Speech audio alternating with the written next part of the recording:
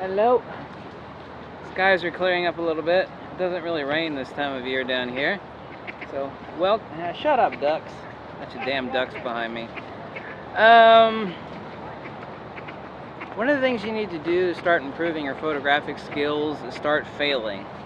And what do I mean by failing? Well, I was about to make a Thomas Edison analogy, but since that guy was an anti-Semite a-hole who tried to destroy Nikola Tesla, I want to make an analogy about him and his bloody light bulb, which he didn't invent, by the way. So that's not a good analogy.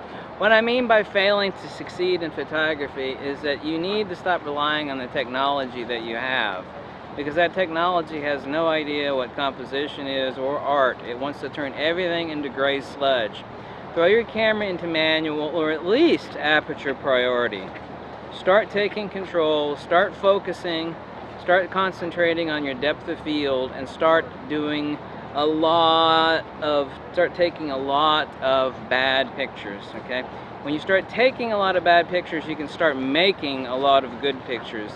And what does that mean? Is you're going to have to start seeing what the light is, what it does, start concentrating on the 4 eyes instead of the 2 eyes that you have in your skull. Interval, illumination, okay? Iris. Start concentrating on your aperture, your shutter speed, your illumination, translucency, transparency, reflectance. You're going to have to start seeing what it is that your eyes cannot see. You're going to have to start to fail. And the more you fail, as long as you concentrate, there's good practice and there's bad practice. Practice does not make perfect, okay?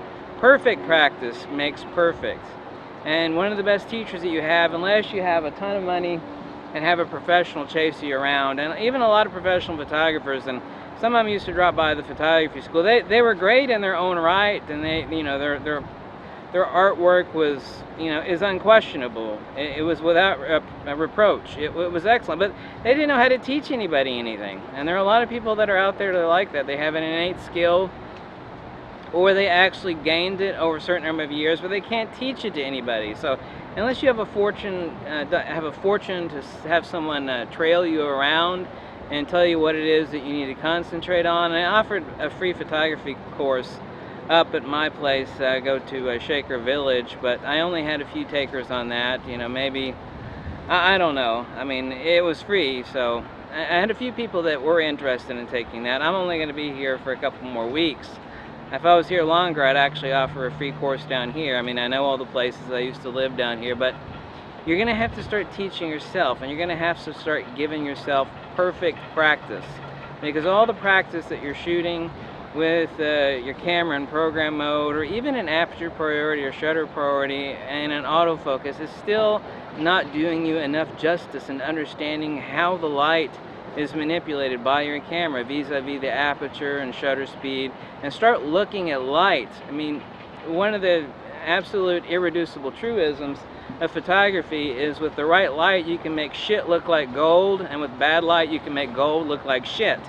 You can take the most gorgeous woman in the world and shooting in this 1:30 p.m. light. I mean, she looked like a dog. Okay, it's all about illumination. You're going to have to start looking at light, how to manipulate it, diffuse it, reflect it, how to change it. Obviously, if you're going to be using fill flash, you got to get your camera. You're not a photojournalist. You might be a photojournalist. You see everybody chasing the celebrities around with the speed light on the top of their camera. Well, that's strictly photojournalistic work. It's documentarian. It's all about getting a sharp shot of somebody doing something, or somebody going somewhere, or looking a certain way. It's not about compositional beauty, because the stars aren't going to sit around for you to take a perfect compositional shot. They want to get the hell out of the way of the camera.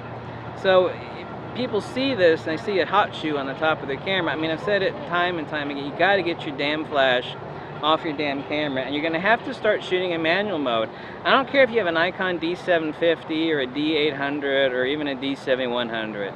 You got a nice advanced camera, but it doesn't matter what camera you got, whether it's a Fuji or a Nikon.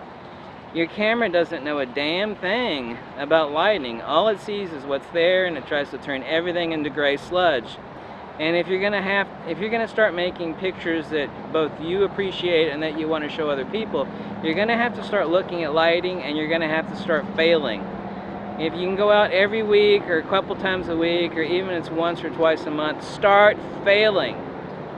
Take a look at your failures and see what it is you did wrong and compensate. You can gain a lot from those failures. If you have your camera in program mode and you go around looking with your two eyeballs in your skull, you're not going to produce good photography. You're not. You're going to be taking pictures and not making them.